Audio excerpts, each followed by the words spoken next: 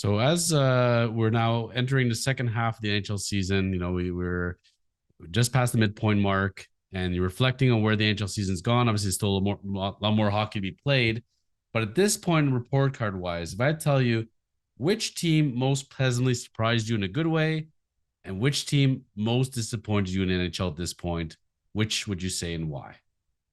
Which team most pleasantly surprised me? Mm-hmm. I want to say the Kings or the Sabres. Yeah. I think they've done an amazing job. I think the Sabres are much further in their rebuild than people thought, maybe than they even initially thought. I think the Kings, for a team of a bunch of rejects, which they're a team of a bunch of players that every other team didn't want. Um, they've done a great job, and they're in the hunt. Like they're I want to say a goalie away from being a really good hockey team. So they are definitely a pleasant surprise. Um, Biggest disappointment for me this year thus far, I want to say the Rangers. Like up until this Tarasenko trade, they've been bad. Like they have been at 500 at best. And for a team that made a run over the last couple of years and a team that has as much talent as they do on the defensive side of things to begin with, right? Like they have the Vezina winner in last year in Shesterkin. They have Adam Fox, who's, world class right now. They have Andre Miller, who's playing like he's Bobby Orr at 6'7". Jacob Trouba as your fifth defenseman can't be a bad thing. And then look at all the talent they have up front, all the first rounders that they have up front, and they just can't figure it out. I'm hoping that now with Tarasenko, it looks like they're starting to really, gain some pace. But those would be my teams. I don't know. What about you? That's very interesting, actually, because I thought we would mirror our. No, we're not even close to each other. Well, I have totally different teams. So the teams that most surprised me, actually, and I was kind of debating on it of which one I was going to go with. So I'm kind of stuck.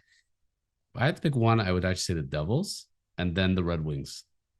Okay. Uh didn't see either of those doing The anything Devils are a remotely. good pick. The Red Wings I saw. You saw that, eh?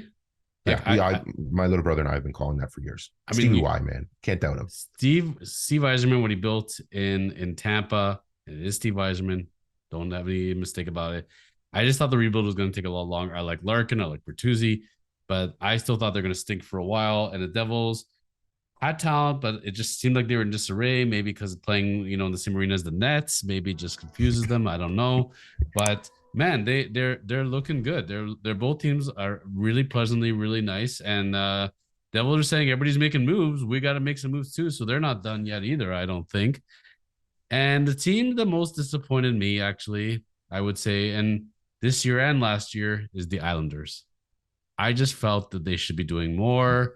They got Lamorello. Lamorello's a scary guy. Okay, like make no mistake about it. I remember Zach back in my day, and we're talking like, man, you're talking like 30 years ago almost. Like I said, 30 years ago, No. 30 years ago, I'm a youngster running around in the Buffalo Odd, and you got practice, and you got the Devils and the Sabres, right? Mm-hmm. And talking to a couple of the Devils players there. Brad May got us into practice, by the way, nice guy. So we're in Very there nice with guy. Brad May and a couple Devils players, and they're like, I can't talk to you for too long. Lamarillo sees us, he's gonna kill me.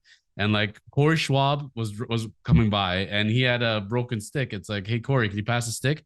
No, no, no. Lou takes all the sticks. Lou would kill me if I gave away a stick. Cannot, these are grown athletes, and they're still making good money back then, and they were terrified of Lamorello. So I don't know if much has changed, but that person just commands respect. Look at where the Leafs were at the point when they had him, Dubas, and Hunter, and it would have been so nice if we could have kept everybody. But the Islanders, I expected more out of them, and I love the move that they made there. With Vancouver, and but I don't know. I don't think this year is going to come much for them. I don't know if they're going to make the playoffs. I don't know what's really the point, but when you got a team led by Lamorello, you're always going to have a fighting chance. I thought. I want to agree with you that the Islanders, they have been bad. Um, and they have been surprisingly bad. It's hard because I don't think they've built around Barzell as they should. The same way that they built around, for instance, Marner. And Barzell's not as good as Marner, but he's still a very good hockey player with a similar talent set of skills, very agile with the puck and pass the puck well, great vision. I don't think they've built around him like they should. And the thing with here's a good way of thinking of the Islanders. Okay. Every player on the Islanders is above average. Okay. Right. That's pretty much about it. All right. With the exception probably to Barzell and now potentially Horvat. Everyone else is just above average. Okay. For their position. So their fourth liner is just above average for a fourth liner. Their second liner is just above average for a second liner. Their goaltender is just above average for a first goal for number one goalie. They don't have any, they don't have any play killers or game killers or deciders, what are deciding factors, whatever you want to call them, right? They don't have that one person who will go out there, say, this game is over because I said the game is over. And that's it, right? No McDavid, no Matthews, not even Jack Hughes right now, who's on a tear. Ovechkin, even Patrick Kane, who on the worst team in the NHL by far decides to say, you know what, screw you, Toronto, and goes and puts three in the back of the net in style and ease. They don't have anybody like that. So, I don't think that they're ever really going to be that deciding team until you get to that point.